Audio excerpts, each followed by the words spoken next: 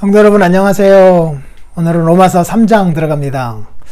그런즉 유대인의 나음이 무엇이며 할례의 유익이 무엇이냐, 이 질문에 그 아무것도 없다 이렇게 대답할 것 같은데 그렇지가 않습니다. 있다는 거예요.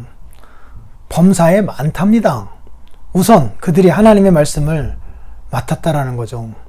이게 아주 우선적인 특권이라고 말씀하고 있는 거예요. 그러면서 3절 말씀 한번 주의해서 살펴보면 좋겠습니다. 어떤 자들이 믿지 아니하였으면 어찌하리요? 그 믿지 아니함이 하나님의 미쁘심을 패하겠느냐? 자, 유대인이 하나님의 특별한 은혜를 받고 있음에도 불구하고 하나님을 믿지 않아요. 신뢰하지 않아요. 예수 그리스도를 믿지 않습니다. 근데 하나님이 그들과의 약속이 있어요. 그들과 함께 하시겠다라고 하는 약속이 있었잖아요. 그들의 하나님이다라고 하는 말씀이 있었잖아요. 그런데 그들이 약속을 어겨요. 믿지 않아요. 그러면 이 사실이 하나님의 미쁘심, 이거 믿음이라는 단어거든요. 믿음을 패하겠느냐, 없는 걸로 하겠느냐라고 하는 질문입니다. 아주 중요한 질문이죠. 하나님 입장에서는 이렇게 할 수 있잖아요. 내가 너희와 약속하지 않았느냐? 그런데 너희가 약속을 지키지 않지 않았느냐? 그러니까 내가 이전에 약속하였던 것 무효이다. 너희들은 이제 내가 버리겠다. 너희들과 함께 하지 않겠다. 내가 너희들이 하나님이 아니 되겠다. 라고 하면서 약속을 불이행한 자들을 버릴 수도 있잖아요.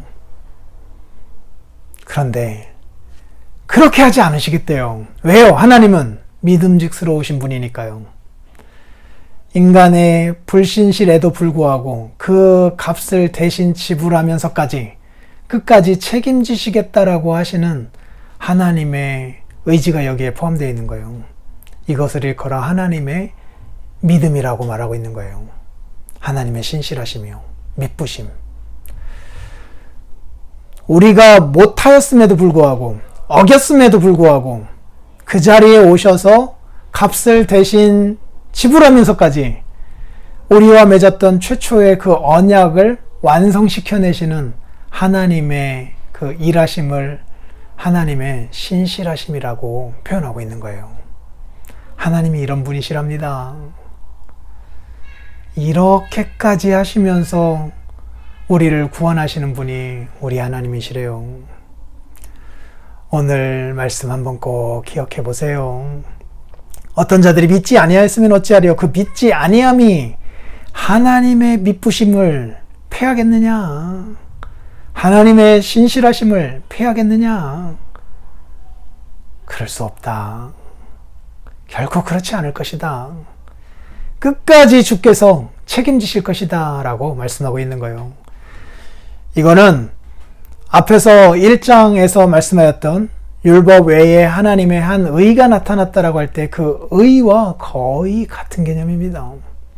하나님의 의리 말이에요. 약속한 바를 끝까지 완성시켜내시는 하나님의 집요한 사랑입니다.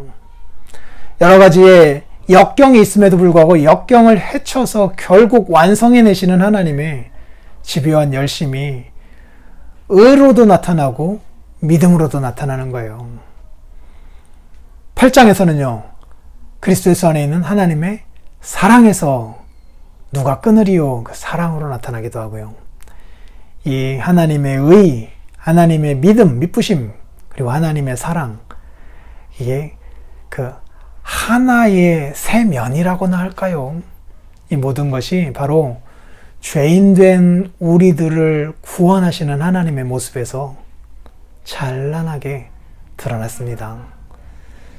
우리의 불신앙이 하나님의 미쁘심을 패할 수가 없다라는 말씀 안에서 위로를 얻고 이제 주님의 미쁘심에 걸맞게 미쁜 우리의 모습으로 살아가 보자고요. 한날도 힘내십시오. 감사합니다.